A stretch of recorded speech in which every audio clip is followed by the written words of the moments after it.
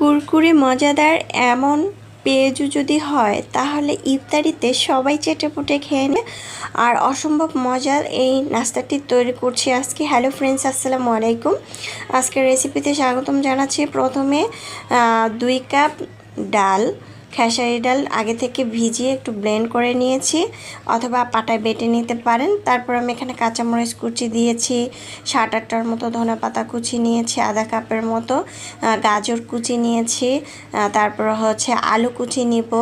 আসলে এখানে আপনাদের স্বাদ অনুযায়ী এখানে সবজি অ্যাড করতে পারেন, খেতে কিন্তু দারুণ লাগবে আর এতটাই মচমচা, খুবই ভালো লেগেছে। পেঁয়াজ কুচি দিয়েছি, আদা বাটা, রসুন বাটা 1/2 চামচ করে দিয়ে দিলাম মরিচের গুঁড়া 1 টেবিল চামচ, চাট মশলা 1 টেবিল চামচ, তারপর হচ্ছে হলুদের গুঁড়া, ধনিয়ার গুঁড়া, জিরার গুঁড়া সামান্য একটু করে দিয়েছি। তারপর এখানে টেস্টি সল্ট দিয়েছি, পরিমাণ মতো লবণ দিয়েছি, দিয়ে তারপর খুব ভালো করে মেখে নিচ্ছি। আর এখানে চাইলে কর্নফ্লাওয়ার অ্যাড করতে পারেন, কর্নফ্লাওয়ারের পরিবর্তে এখানে চালের গুঁড়াটা অ্যাড করতে পারেন।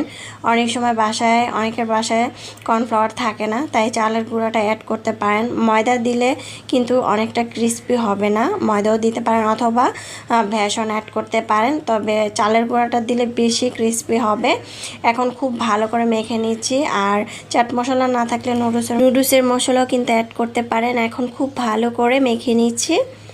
মাখার পরে চুলায় একটি প্যান বসিয়ে পর্যাপ্ত পরিমাণ তেল দিয়ে তেলটা গরম করে নিয়েছি।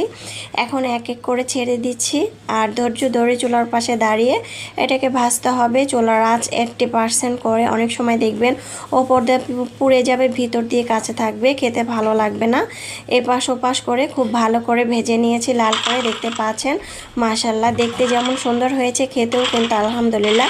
এরকম যদি ক্রিস্পি চান সেক্ষেত্রে এই রেসিপিটা ট্রাই করতে পারেন।